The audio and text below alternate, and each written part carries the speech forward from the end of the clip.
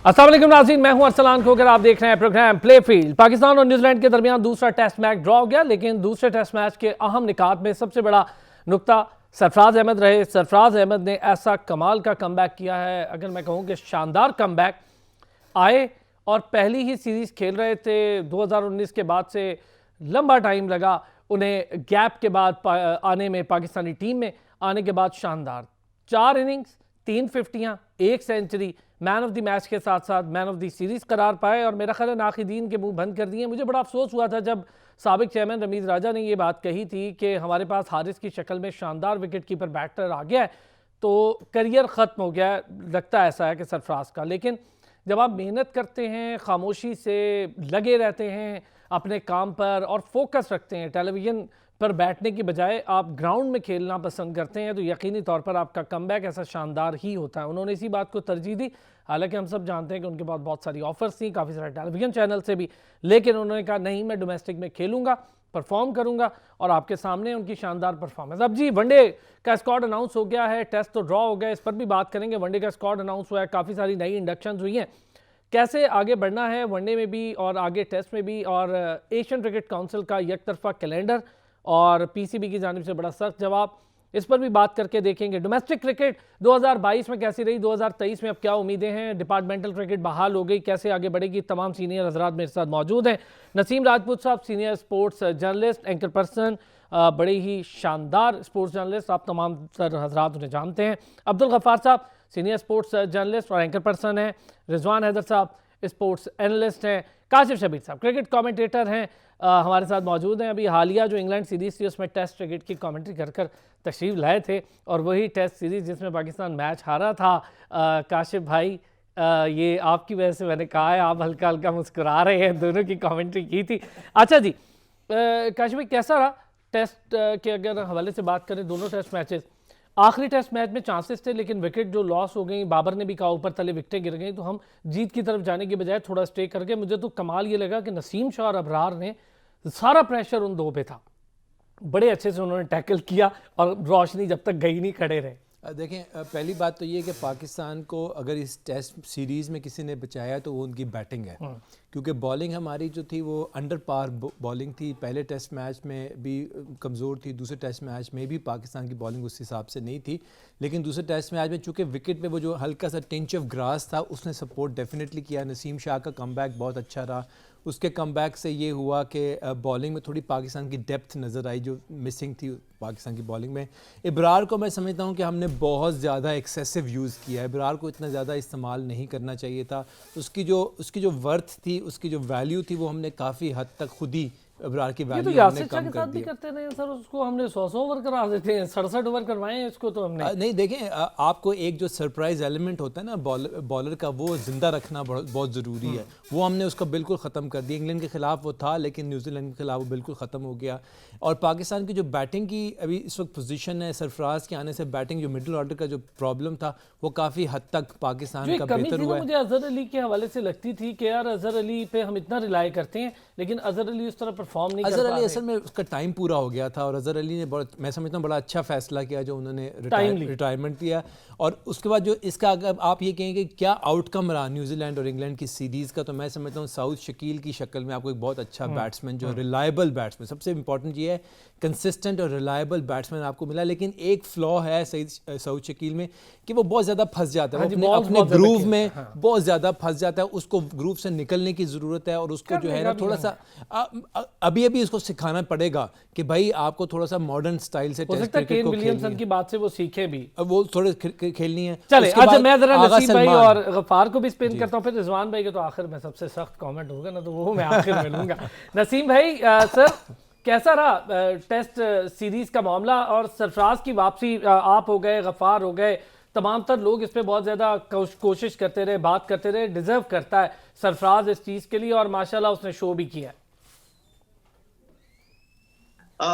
Arsalan match Gaffar और वहां पर मौजूद थे, लोगों ने भी देखा, काशिफ भाई भी थे। उन्होंने अरसे के बाद कोई जिसमें वो टेस्ट क्रिकेट, हम लोग बाहर खड़े हुए थे गैलरी में और एंजॉय कर रहे थे उस मैच को। तो क्रिकेट बहुत जबरदस्त बड़े अरसे के बाद देखने को मिली कि जिसमें हमने थोड़ी सी लड़ाई लड़ी। लेकिन हमने लड़ाई किन के साथ लड़ी, ये बड़ा एक सवाल है। कल मैंने बाबर आजम से सवाल किया था प्रेस कॉन्फ्रेंस में। मैंने बाबर आजम से यही पूछा था कि बाबर आपने क्या सीखा ऑस्ट्रेलिया की सीरीज से, इंग्लैंड की सीरीज से या इस न्यूजीलैंड की सीरीज से, खासकर माइंडसेट के हवाले से कि जो माइंडसेट इस वक्त सारी टीमों का दिखाई दे रहा है। बाबर ने यही वही रियलिस्टिक अप्रोच पे बात की कि 1 साल कम से कम हमें लगेगा अगर हम थोड़ा सा अपने आप को चेंज करते हैं। ये रातों रात नहीं हो सकता, हमें मैचेस भी मिलने चाहिए। लेकिन जो माइंडसेट है असल, वो जो हमें कल माइंडसेट दिखाई दिया टीम का, ये माइंडसेट हम बहुत मिस कर रहे थे। हमें वो माइंडसेट वाले प्लेयर्स टीम में मिस कर रहे थे। जैसे भी काशिफ भाई ने बात की, अच्छी बात की कि सऊद शकील की सूरत में एक बहुत अच्छा हमें बैट्समैन मिला, वहां हमें अबरार को भी नजरअंदाज नहीं करना चाहिए, क्योंकि हम जिस तरह की पिचेस बना रहे हैं वहां पर तो आप देखो किस टीम के कौन से स्पिनर्स कोई बहुत कंसिस्टेंटली परफॉर्म कर रहे हैं।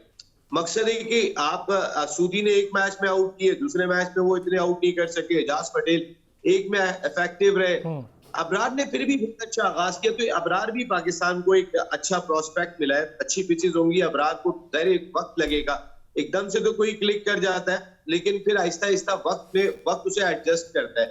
वो भी वक्त के साथ साथ एडजस्ट करेंगे। मेन चीज है माइंडसेट। देखो माइंडसेट बदलना है। बाबर जिसको कह रहे हैं कि 1 साल लगेगा, इस माइंडसेट को जितनी जल्दी तब्दील करेंगे अरसलान, यही हमारी जीत है। देखो इतने दिन के बाद हमने कल का मैच पूरी कौम ने एंजॉय किया। बिल्कुल ठीक वरना हम बात। टेस्ट करके देखनी होती थी कि किस अंदाज से हमारी पिटाई हो रही है, कौन आके हमें कितना धो रहा है।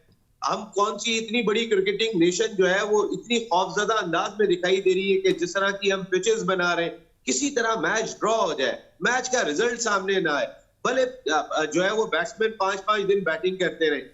हमें अपना माइंडसेट बदलना होगा। ये शाहिद खान आफरीदी ने जिस अंदाज का माइंडसेट दिया है, ये बहुत इंपॉर्टेंट है। देखिए अच्छा आउट ऑफ नसीम द भाई, बॉक्स फैसिलिटी। मैं अगर आपसे शाहिद आफरीदी पर थोड़ी सी और बात करूंगा, शाहिद आफरीदी के डिसीजंस पर भी, और शाहिद आफरीदी ने जिस तरह बोल्ड डिसीजन लेकर वनडे स्क्वाड अनाउंस किया। मैं आता हूं सर इस पर भी वापस, जरा गफ्फार को भी इस पर थोड़ा सा इन कर ले। गफ्फार, कैसा रहा टेस्ट? अच्छा ये बताएं कि इंपॉर्टेंट चीज आपको क्या लगती है? हमें तो सऊद शकील की बड़ी जबरदस्त शक्ल में एक नया हीरा मिला, ये अच्छा लगता है। सरफराज का कमबैक मुझे बहुत अच्छा लगा, लेकिन मुझे जो इस वक्त खदशा लगा ना वो हमारी बॉलिंग है, क्योंकि अगर शाहीन शाह अफरीदी ना हो तो टेंशन हो जाती है।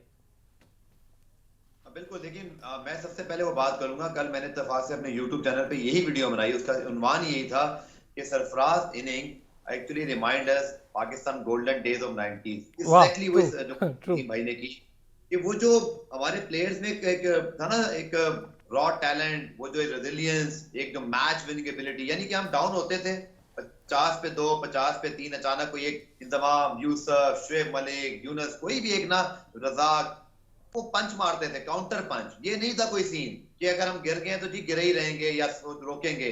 बहुत अरसे बाद मुझे एक पाकिस्तानी प्लेयर की 90s वाली एक अप्रोच दिखाई दी कि यार 4 आउट 5 आउट आपका कमबैक।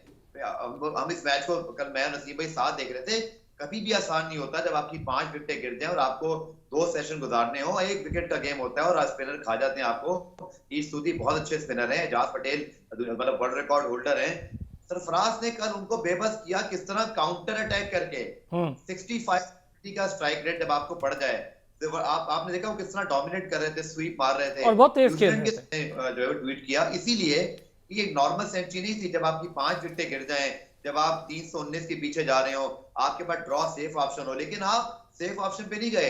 आपने कहा नहीं, मैं अपनी इंडिविजुअल ब्रिलियंस शो करता हूं अपने माइंडसेट से और मैं इसको मैच को फिनिश की तरफ लेके जाता हूं। बिल्कुल ठीक कहा जो बाबर थे, इसी तरह सरफराज ने भी, कि अगर वो एक विकेट ना गिरती आगा सलमान की और लाइट फैक्टर ना होता तो डेफिनेटली पाकिस्तान तो वेरी विदिन टचिंग डिस्टेंस था।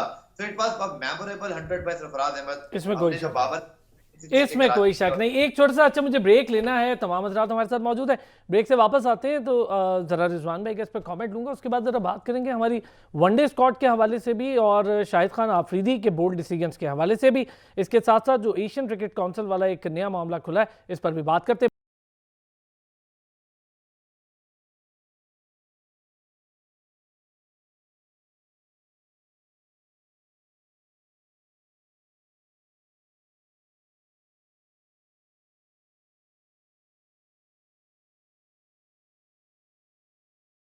कम बैक रिजवान भाई, जल्दी से इस पे जरा कमेंट हो जाए, पाकिस्तान न्यूजीलैंड टेस्ट सीरीज, और फिर मैं जरा वनडे पर भी बात करूंगा, और सरफराज पे, बाबर आजम। सरफराज पे तो बाद में होगी ना, बाबर पे भी बाद में होगी। सबसे जो देखें सारे गफार भी और नसीम भाई बिल्कुल ठीक कह रहे थे, 90s की क्रिकेट वाकई याद आ गई, क्योंकि 90s की क्रिकेट में जब ये न्यूजीलैंड, ऑस्ट्रेलिया, इंग्लैंड, पाकिस्तान आती होती थी ना, तो इनकी जिसको कहते हैं ना कांपे टांगरी होती थी, वो वाला हाल था।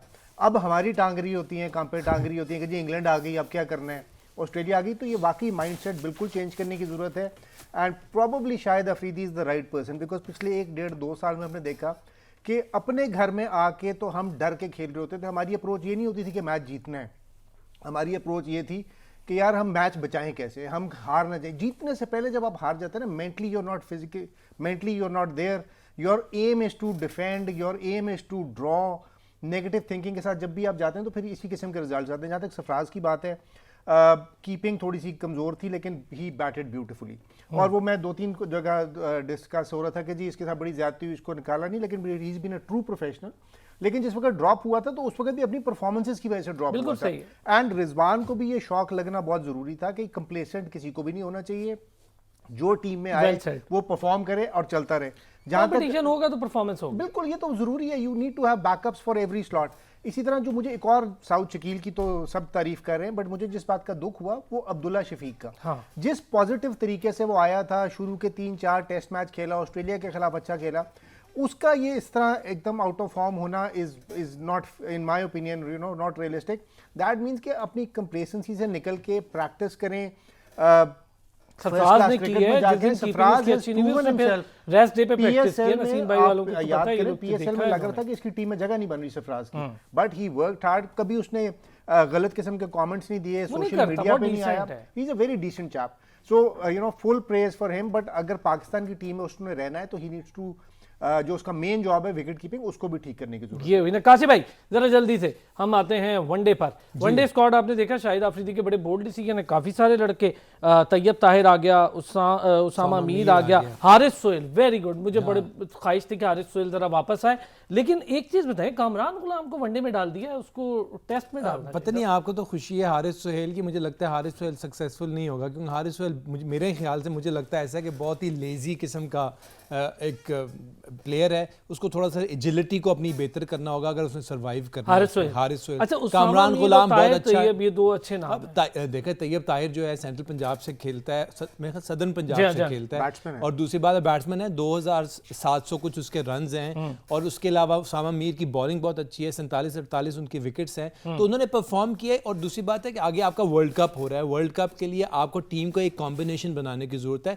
ऐसे चीजों को आपको तैयार करना पड़ेगा। और अभी तो शाहीन शाह अफरीदी नहीं है इस टीम के अंदर, उसकी प्रॉब्लम है। शादाब भी नहीं, शादाब अनफिट है, वो तो चूंकि वहां पर खेल रहा था बीबीएल में, वहां जाके वो अनफिट हो गया, तो ये प्रॉब्लम हो गई। लेकिन चले, वो भी वापस आ जाएगा, शाहीन शाह अफरीदी भी वापस आ जाएगा, पाकिस्तान की टीम बेहतर होगी। लेकिन अब इंपॉर्टेंट चीज़ क्या है कि आपने अब इन लड़कों को 11 के अंदर भी लेकर आना है। ये ना हो कि बेंच पे बैठे रह जाएं, इनको 11 के अंदर भी लाना है, ट्राई भी करना है। कुछ ना कुछ मामलात हो जाएंगे। देखें ना, आपने सरफराज की सब बातें कर रहे हैं, उसको अपॉर्चुनिटी दी, उसने करके दिखाया। इसी तरीके से इन लड़कों को भी अपॉर्चुनिटी देने की जरूरत है और इनको लाने की जरूरत है। का पूल था, मैं यही बात, नसीम भाई, पूल हमारा 16-17 पे रह गया था, इस पूल से हम बाहर नहीं बढ़ रहे थे, माने या ना माने ये बात बड़ी तकलीफ दे रही है। वही 16-17 लड़के थे जो घूम फिर के टीम में आ रहे थे, थोड़ा पूल बड़ा है, उसामा मीर हो गया, तैयब हो गया, उसके साथ शान मसूद देखें वापस आए, शाहनवाज धादी, सलमान अली आगा, नसीम शाह, वसीम जूनियर, रिजवान, मोहम्मद नवाज, मोहम्मद हसनैन, कामरान गुलाम, इमामुल हक, हारिस सोहेल, हारिस रऊफ, फ़खर जमान, बाबर आजम, ये पूरा स्क्वाड है। तो अच्छा है, क्या देख रहे हैं नसीम भाई? रिजवान के होते हुए शान मसूद को वाइस कैप्टन क्यों बनाया? डरा रहे हैं बाबर आजम को, डराने के लिए बात कर रहे थे। मैं रिजवान भाई से यही कहूंगा, रिजवान भाई, क्या ऐसे किसी कप्तान को आपने माजी में हटते हुए देखा है कि जिसने टीम को मार्जिन के साथ 22 रेटिंग पॉइंट के साथ नंबर 1 टीम बना के रखा हो और उस कप्तान को आप हटा दें? ऐसा आपने किसी दुनिया की मुझे कोई एक एग्जाम्पल दे दे, सिर्फ एक। आज आप क्या कर रहे हैं? आज किस कप्तानी पे आप रो रहे हैं? आज बाबर आजम की आप कप्तानी हटाने की बात कर रहे हैं। आपने अपने चलते हुए सिस्टम को खराब किया था सर। ये बहुत बड़ा नुकसान पहुंचा था पाकिस्तान क्रिकेट को। और आप यानी कि रिजवान और बाबर, हम इसी माइंडसेट का तो रोना रो रहे हैं कि T20 में हमारी 160 रन की टीम हो गई है। हमारी जो है वो टेस्ट क्रिकेट में ये माइंडसेट हो गया है कि हम लड़ने के काबिल नहीं रहे। हम जो है वो हम उसी माइंडसेट को तो रो रहे हैं। देखिए, लीडर बहुत इंपॉर्टेंट होता है, हमें लीडर की अब तक समझ नहीं है। उस लीडर का रोल बहुत इंपॉर्टेंट है। बाबर आजम हर चौथी इनिंग में आउट हो रहे हैं। जहां पे जरूरत पड़ रही है टीम को, जहां लीडर ने खड़ा होना है, वहां लीडर तो परफॉर्म ही नहीं कर रहा। आप कौन सी लीडर की बात कर रहे हैं? और वो जो नुकसान पहुंचा था, वो पाकिस्तान क्रिकेट को नुकसान पहुंचा था जब सरफराज अहमद को उस वक्त रिप्लेस किया गया था। आपकी टीम, आपका सेटअप मिकी आर्थर और सरफराज के साथ एक अच्छे अंदाज से चल रहा था। सरफराज के दौर में कितने प्लेयर ग्रूम हुए थे?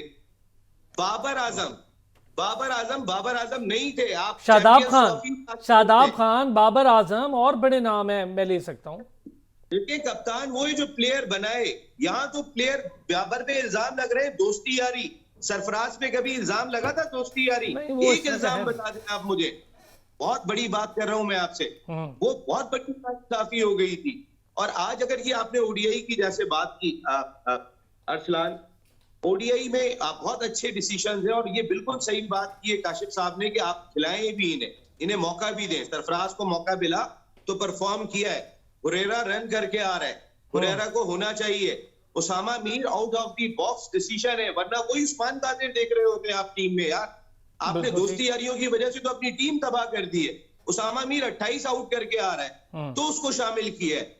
इसलिए देखिए, हम सबको एक होना होगा, ये पाकिस्तान क्रिकेट के माइंडसेट के लिए लड़ना होगा।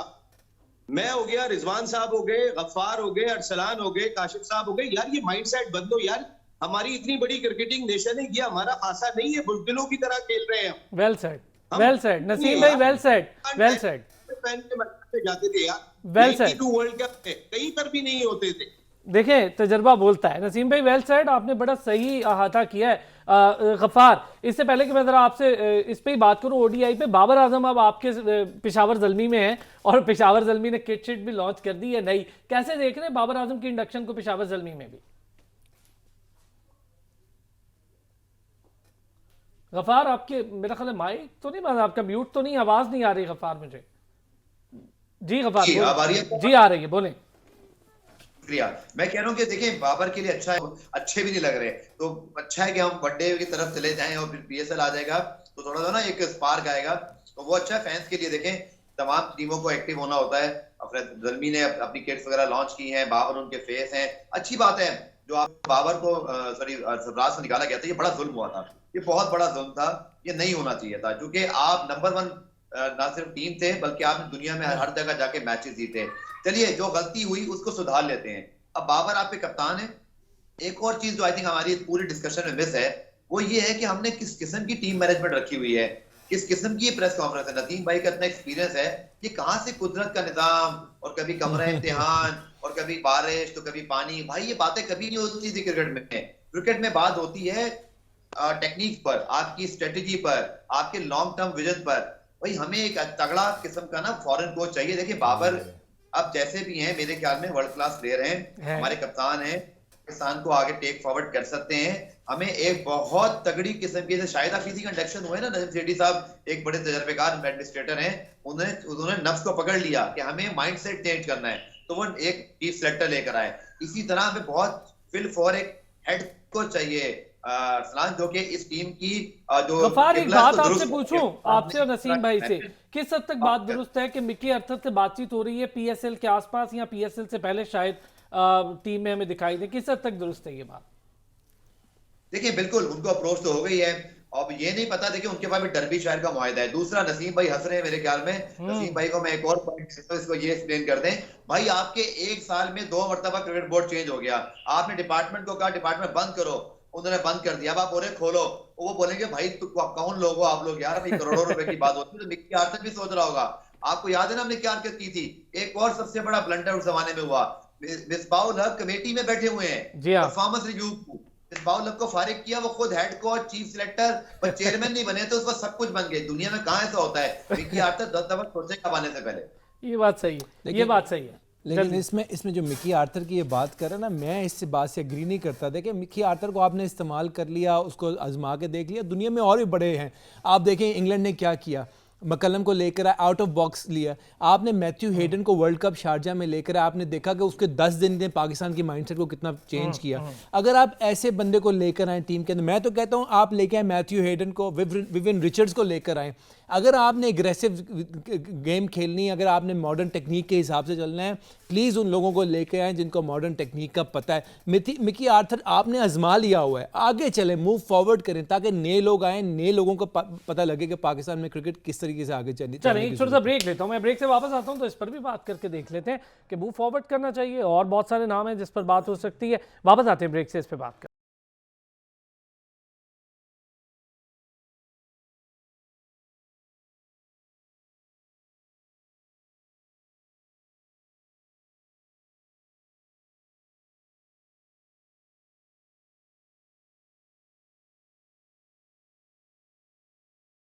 बैक टाइम आया कि रिजवान भाई, मिकी आर्थर वाली बात हो रही थी। अच्छा, मैं ये कहता हूँ कि जो बड़े अच्छे आपके प्लेयर्स हैं, मेरी एक अपनी जैसे राहुल द्रविड़ है, उस तरह के प्लेयर्स थे, वो जूनियर्स के साथ काम कर रहे थे। क्यों ना मोहम्मद यूसुफ हो गए और इस तरह के बड़े नाम हैं, इनको जूनियर्स के साथ काम करवाएं, नेशनल हाई परफॉर्मेंस सेंटर में काम करें।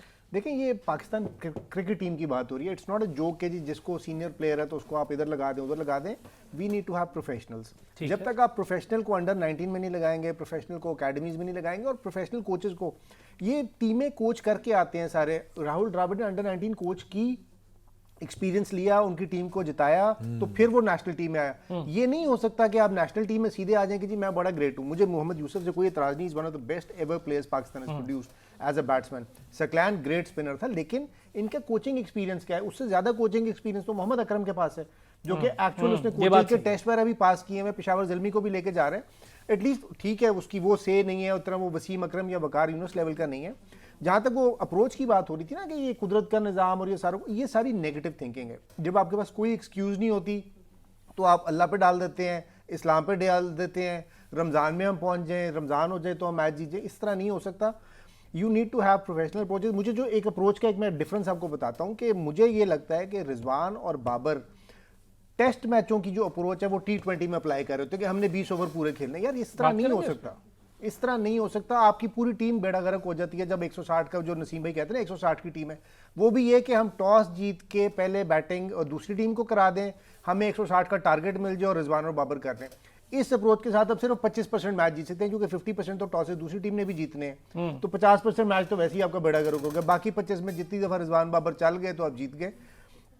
और दूसरी चीज, you need to have different captains for different formats and different teams. 2 या 3 प्लेयरों पे मुझे कोई एतराज नहीं कि वो एक फॉर्मेट या दूसरे में भी खेल रहे हो, लेकिन सारे 10 के 10 प्लेयर या 9 प्लेयर ऐसे नहीं हो सकते कि वो T20 भी खेलें, टेस्ट भी खेलें, वनडे भी खेलें। एक ये, और इसी तरह आपको ये देखें, जब तक आप ये चीज़ों पे फोकस नहीं करेंगे, किसी टीम में इस वक्त इंग्लैंड को देख लें आप, ऑस्ट्रेलिया को देख लें, उनके डिफरेंट कैप्टन हैं फॉर डिफरेंट फॉर्मेट्स। जी काशिफ, देखें उनके डिफरेंट कैप्टन इसलिए क्योंकि वो प्लेयर्स उस फॉर्मेट के अंदर होते नहीं हैं, इस वजह से डिफरेंट कैप्टन हैं। अगर पाकिस्तान के पास 2 टीमें होनी चाहिए, नंबर 1 T20, नंबर 2 टेस्ट और वनडे की टीम पाकिस्तान की एक ही होनी चाहिए जिसमें 2-4 का ऊपर नीचे फ़र्क हो। मैं यहाँ प्रोडिक्शन आज आपके सामने करने लगा हूँ कि पेशावर ज़ल्मी आप देखिएगा इस दफ़ा फ्लॉप हो जाएगी टीम। अच्छा, मैं एग्री कर रहा हूं।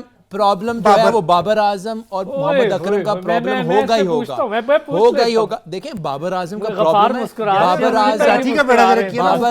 Babar Azam is not a T20 player, full stop. और बाबर आजम की पोजीशन जो है वो ओपनर यार मैं एग्री नहीं करता आप लोगों से। वो ओपनर की पोजीशन नहीं बनती। नसीम भाई पहले आप इस पे, नसीम भाई पहले आप इस पे बात नहीं पूरी करने दिया, पिछली दफा भी यही किया था इन्होंने, पूरी नहीं करने दी। नसीम भाई नहीं, आप गफ्फार को क्यों मुश्किल में डाल रहे हैं यार? वैसे नहीं, बाबर आजम गए हैं वहां पर। देखिए अभी एक जबरदस्त बात हुई थी यहाँ पर, दोनों ने, रिजवान भाई ने, काशिफ भाई ने बहुत अच्छी यहाँ पे गुफ्तगू की। हमारे गफ्फार भाई तो ज़ाहिर है बड़े हमारे एक्सपीरियंस, अब खूबसूरत क्वेश्चंस भी इनके होते हैं। मैं सिर्फ एक बात ये कह रहा था कि यार थोड़ा सा आउट ऑफ द बॉक्स हमें जाके ना अपनी क्रिकेट के लिए सोचना पड़ेगा। देखिए जो रूट कप्तानी कर रहे थे, इतनी कोई मकसद ऑन एंड ऑफ कोई हल्की टीम आती थी उसको वो जीत लिया करते थे, लेकिन इंग्लैंड ने उनको हटाने के बाद जो है वो बैन स्टोक्स को लगाया, ब्रेंडन मैकलम इससे पहले कोलकाता नाइट राइडर के साथ भी काम करके आ रहे थे, और भी जगह पे उन्होंने काम किया था। इतने अच्छे कोई उनके रिजल्ट्स T20 में भी नहीं थे जो उन्होंने टेस्ट क्रिकेट में आके दे दिए। मेन यार लीडर भी बहुत इंपॉर्टेंट होता है। कोच नंबर 2 होगा मेरी नजर में, नंबर 1 आपका लीडर है। हमें बाबर को, जो शायद आफरीदी कह रहे थे ना कि हमें बाबर को मजबूत करना है, बाबर को ताकतवर करना है। अगर बाबर हमारे कप्तान है, बाबर हमारे कप्तान है, बाबर को मजबूत करना है। बाबर जैसा प्लेयर नहीं है, बिल्कुल सही। लेकिन अगर हमारे जल्दी मजबूत नहीं हो पाते हैं, हम महसूस कर रहे हैं कि ये वो स्पार्क नहीं है। बाबर की बैटिंग पे भी फर्क पड़ रहा है, क्योंकि बाबर देखिए ना, हर इनिंग में कोई बड़ा बैट्समैन होता है, एक सीरीज में 1 या 2 बड़ी इनिंग खेलता है, लेकिन जगह पे खेलना बहुत इंपॉर्टेंट होती है कि आपने किस जगह पे आके कौन सी इनिंग खेल के दिखाई। ये बाबर, क्या अगर बाबर से नहीं हो रहा है? देखिए सचिन तेंदुलकर बहुत बड़ी एग्जांपल है, वो अपनी पीक पे चेंज हुए थे जब महेंद्र सिंह धोनी को सौरव गंगुली को कप्तानी दी थी। बिल्कुल सही। लेकिन आपने सोचना होगा, पाकिस्तान क्रिकेट बोर्ड का थिंक टैंक देखिए, फिर सचिन तेंदुलकर ने 15,000 रन किए थे यार। आप बाबर से जो काम ले सकते हो, जितना बड़ा काम ले सकते हो, उस पर भी फोकस करो, ना कि बाबर की। मैंने चेहरा देखा है, बॉडी लैंग्वेज देखिए, मैं आपको बिल्कुल सच्चाई से बता रहा हूँ, आप उठा के देखें कल की प्रेस कॉन्फ्रेंस, एक दुबका हुआ सा आदमी लग रहा है यार, थोड़ा सा बुझा सा आदमी लग रहा है। वो जो उसकी बॉडी लैंग्वेज थी, उसमें बहुत बड़ा फर्क आया हुआ है। इसको समझने की जरूरत है। नसीम भाई, आपको एक चीज पूछना चाहूंगा, ये बताएं आप भी और मैं जरा गफ्फार से भी। नसीम भाई, क्या इस टाइम हम इस चीज से बाहर निकल आए कि जी नसीम भाई, क्या हम इस चीज से बाहर निकल आए कि अब बार बार कैप्टन चेंज करें, एक कैप्टन को सपोर्ट करें, अब सपोर्ट करें बाबर को? क्या कहते हैं? देखिए, मैंने पहली बात यही कही है कि सपोर्ट करें अपने कप्तान को, लेकिन आप मॉडर्न डे क्रिकेट के हिसाब से सपोर्ट करें, उसको तैयार करें, ना कि देखिए कल मैंने जो आपको स्टार्ट में बात कही थी, मैंने बाबर से सवाल ही माइंडसेट का किया था कि क्या लर्न किया तुमने इन 3 सीरीज से। तो बाबर का कहना यह था कि वाकई में हम अपने स्टाइल को और उनके स्टाइल को, और हम उनको देखेंगे, एकदम कॉपी करेंगे तो मसला हो जाएगा, हमें साल भर लगेगा, हमें मैचेस मिलने चाहिए, तो हम जाके उनको कॉपी करेंगे। तो बाबर के भी माइंडसेट में ये चीज चल रही है। बिल्कुल सही। यार ये अभी जो बहुत अच्छी बात की, जो कोचेस बैठे हुए यार, ये दिफाई कोचेस हैं यार, इन्होंने और टीम के माइंडसेट को दिफाई बना दिया है यार। पहले वो मिसबाउल हक को आपने रख लिया, चले मैं जरा गफ्फार से भी इस पे, नसीम पे गफ्फार से भी इस पे जरा ले रहे तो एक कमेंट। जी गफ्फार। जो नसीम भाई ने बात की ना, यही जो इंग्लैंड की टीम है ना, जब ये वेस्ट इंडीज गई थी, और वेस्ट इंडीज की टीम का आपको हाल पता है कि अब वो किस स्टेज पर है, स्पेशली टेस्ट टीम हार कर आए। लेकिन जब आपको एक सेटअप मिल जाता है ना, जो प्रोफेशनल सेटअप हो, जैसे ब्रेंडन मैकलम आए, बेन स्टोक्स, एक पूरा चेंज हुआ, यही जो रूट इसी टीम में रन्स कर रहे हैं, उसमें टीम में भी रन्स करते थे, लेकिन कोई सपोर्ट नहीं थी। तो बड़ा मैटर करता है कि आपका माइंडसेट क्या है। हमें पाकिस्तान के लिए सोचना चाहिए। देखिए, सबको पता है, मैं नहीं बात करूंगा, आई रिस्पेक्ट एवरी फ्रेंचाइज भाई, मैं ये नहीं कह सकता कि वो कराची किंग्स में क्या मसले थे, उसको छोड़िए, ये कराची किंग्स के सपोर्टर बेहतर जानते हैं। बट जो पेशावर ज़ल्मी के सपोर्टर हैं, जो पेशावर ज़ल्मी को फॉलो करते आ रहे हैं, उनको पता है कि मोहम्मद अकरम कितने प्रोफेशनल हैं, डैरन सैमी के बारे में उनको पता है कि वो कितना बड़ा मोटिवेशनल आदमी है। ये हमें बहुत पॉजिटिव होना चाहिए इस पर कि बाबर को जो एक चेंज चाहिए था, उस कहते हैं परेशानी से निकल के उसको एक फ्रेश अप्रोच मिलेगी। वहां वो 2-3 बड़े थिंक टैंक के साथ बैठेगा, जो T20 की बड़ी फ्रेंचाइज के 7-7 साल से करता धरता है, जो दुनिया का 2 मरतबा का वर्ल्ड T20 जितवाने वाला कप्तान है बाबर। इंशाल्लाह मुझे लगता है पॉजिटिव होकर बात करनी चाहिए, ये नहीं कि ज़ल्मी। पाकिस्तान की बात करें कि हमारा कप्तान है, उसको एक फ्रेश अप्रोच मिलेगी, उसका एक जो थिंक टैंक है वो उस एक्सपीरियंस से सीखेगा। हमें तो ये मैं नहीं कह रहा, पेशावर ज़ल्मी का रिकॉर्ड तो आपको पता है कि सातों के सातों उन्होंने जो है ना वो प्लेऑफ्स खेले में, 4 मरतबा फाइनल खेले में, उस टीम को पता है कैसे जाना है, वो कभी इंडिविजुअल से नहीं चलते। But Darren Sami, Mohammad Akram या हाशिम मामला, ये जब बाबर के साथ बैठेंगे ना, मुझे ऐसा लगता है कि ये हमारी क्रिकेट के लिए अच्छा है नसीम भाई, कि एक नया डायमेंशन मिलेगा बाबर को। कि देखिए, मैं ये चीज पाकिस्तान में तो ऐसे सकलैन के साथ करता था, बट नहीं यार, डैरन या अकरम ने तो एक अलग अप्रोच रखी है, फिर वहां प्लेयर्स चेंज होंगे। तो पाकिस्तान, नसीम भाई की बात से मैं टोटली एग्री करता हूँ कि हमारा फोकस ही होना चाहिए सबका, कि पाकिस्तान क्रिकेट का वो जो रमीज राजा वर्ड यूज करते थे ना, हालांकि उन्होंने किया नहीं, डिसअपॉइंट किया, कहते हैं जीपीएस तब्दील करें। वो जीपीएस कहते थे गफ्फार, हुआ तो ऐसा कुछ नहीं। रमीज राजा साहब अपने यूट्यूब पे बहुत सारा कुछ कहते थे, लेकिन ऐसा हुआ नहीं गफ्फार। मैं ये कह रहा हूँ कि बहुत सारी बातें आप करते हैं, लेकिन चलिए रियली विश के जो बाबर है, जैसे नसीम भाई ने कहा कि बिल्कुल मैं 100% बात करता हूँ, इंप्रूवमेंट की बहुत गुंजाइश, हमें माइंडसेट तब्दील करना है, हमें सिलेक्शन कमेटी बहुत तगड़ी करनी है। सिलेक्शन कमेटी का तो हमने जिक्र ही नहीं किया कि पिंडी टेस्ट में 4-4 हम डेब्यू करा रहे हैं, यासिर शाह अब्बास बैठे रह गए, अबरार का डेब्यू नहीं हुआ, सरफराज 11 में नहीं आए, तो ये कंबाइंड ब्लंडर्स हैं। कहां बैठे थे हेड कोच? कंबाइंड ब्लंडर्स हैं। Well said, very well said. Combined blunders, ये बात सही है, ये बात में सही है। किसी ने चैलेंज ही नहीं किया, तो अब ये बेहतर हो जाएगा इंशाल्लाह। जब ये शाहिद खान अफरीदी या विक्की आर्ते जो भी कोच आएगा, बाबर का फायदा होगा, पाकिस्तान क्रिकेट का भला होगा। चले एक छोटा सा ब्रेक के बाद काशिफ भाई कुछ कहना चाह रहे हैं, मैं जरा काशिफ भाई और रिजवान भाई से भी पूछ लेता हूँ। ब्रेक लेते हैं।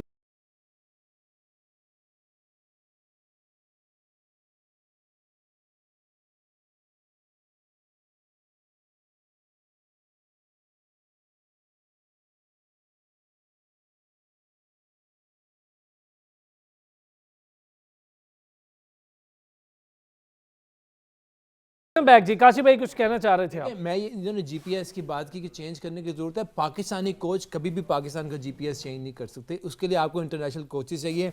जस्टिन लैंगर आपके सामने है, मैथ्यू हेडन है, विवियन रिचर्ड्स है, दुनिया में बड़े कोचेस हैं। और अगर माइंडसेट चेंज करने की जरूरत है, शाहिद अफरीदी क्यों इस तरीके से कहना है, क्योंकि वो अंदर से एग्रेसिव प्लेयर है। मोहम्मद यूसुफ की आप सारे क्रिकेट देख लें, क्या एग्रेशन नजर आता है? नहीं आता।